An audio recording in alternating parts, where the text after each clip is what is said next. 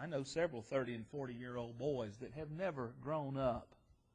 Sometimes we call this the Peter Pan syndrome, and while the movie's cute, in reality it's not. When you have a man who has grown up but who wants to be a child, who doesn't want to take responsibility for his family, who doesn't want to work, who doesn't want to be the head of the household, who doesn't want to discipline, who doesn't want to be the kind of individual that God created, creates heartache for not only his mother and father, but wife, children, the church, society, and so on and so forth. You see, our children have never dying souls. And while boys will be boys, they need to be taught to be the proper kind of boys with the proper kind of manners and respect and training in the way of God. Realizing that the way that we train them is going to determine to a great extent where they will live eternally. Heaven or hell. Isn't that a sobering thought? And you see, parents, when those newborns, when we see them for the first time in the hospital, the very first thought that ought to go through our minds is, I want to teach and train this child. I want to be able to live with them forever in heaven. Second of all, teaching our children and training them for heaven is important to us as parents. This is our God-given responsibility. This is one of the greatest responsibilities we have, far more important than the kind of job we have, far more important than bringing home the bacon or buying the clothing or paying the bills. What we do and what we don't do as parents may well determine their eternal well-being. Now, our children can be lost. That's not even an easy statement to say. I told Alden, we were talking just a couple of days ago. I told Alden, I said, you know, it concerns me, and I pray about it daily, that we will all go to heaven. Now, Alden's grown, been married for several years. But I still pray for my married children, my grown children, that they will not stray. And I have prayed throughout their lifetime. Because the thought of one of them being lost, reading the description of how terrible a place hell is most distressing. And I've made the statement, if I baptize and bring about the salvation of many others, but I fail with my children, then I've failed as a human being and as a parent. And even to make the statement, my children can be lost, or one of my children can be lost, it just makes your stomach turn. And it should produce a very uncomfortable feeling, reminding us of just what God has entrusted us with. So many parents have experienced heartache and misery because of what their children did or what they turned out to be. And sadly, sometimes this comes about because of parental neglect. Yes, it's our fault. Sometimes we've neglected them. It may be physically, but most of the time it's because of spiritual neglect. I've encountered, and I'll never forget, one of the first places that I preached, encountered this situation. Mom and Dad were grown, children were grown, and away from home. Children had no interest in spiritual matters, didn't attend worship anywhere on Sunday. They were generally on the lake or out who knows where.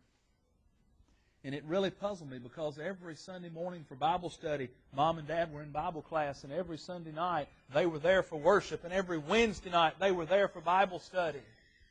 And I could not understand. Here is a family who seems to be doing the right things.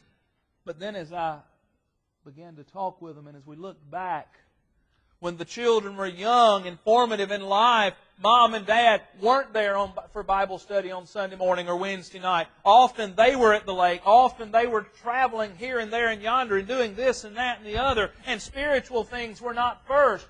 It was only after their children got up so big and Mom and Dad reached a point in their own lives spiritually, they realized they needed to be doing these things, that it was too late for their children. Because you see, those habits had already formed early in those children's lives. And while Mom and Dad were there every time the doors opened, while they were living faithfully every time they entered the building, they knew that something was missing. They're grown children. And perhaps what hurt maybe even more was the fact that their children now had children, and they were not being brought up in the Lord. Solomon said in Proverbs 17:25, "A foolish son is a grief to his father, and a bitterness to him that bare her." A parent who understands, a parent who has experienced a child who has turned away, they can relate to what is said here by the wise man. We need to be more concerned about our children's spiritual well-being than the material things. I've known a lot of children that came up lacking as far as the physical things.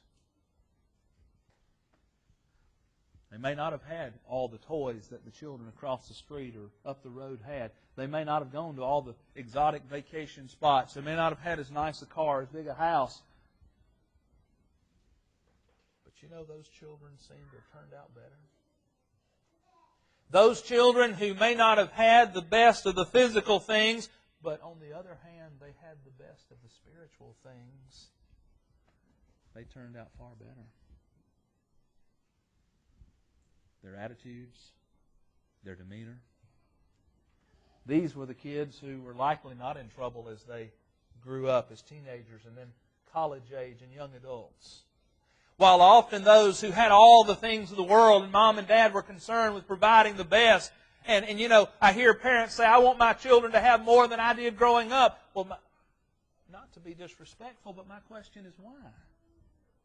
What did we really miss out on? Sure, we may not have had everything that the other kids had, but what did we miss out on if we had God-fearing parents? You see, it's the things of the world that are in direct contradiction and conflict with the things of God. 1 John 2:15 through 17. Love not the world, neither the things that are in the world. When we put our emphasis upon keeping up with the children across the street or down the way, when we are more concerned about the physical things, the latest in this, that, and the other, what are we teaching our children? When they are grown, what are they going to want? They're going to want to keep up with the adult toys, the biggest and the best and the most. And you know, unless someone is financially well endowed, you can't do that and be faithful to God. It doesn't happen. There's not enough money to go around. But then in the third place, what the child is important to society as well as to the church. Stop and think. Who are the leaders of society tomorrow? Who are the leaders within the congregation of the Lord's church tomorrow? You see, as parents, as adults, those of us as we grow older, we realize that at some point the reins change hands. Someone else is going to be in control in society as well as in the church. We must see to it that our children are what they need to be today so that they will be what they need to be tomorrow. And let's not deceive ourselves into saying, well, they'll outgrow it. Again, as I mentioned earlier, some don't. If they're not taught and trained when they're young,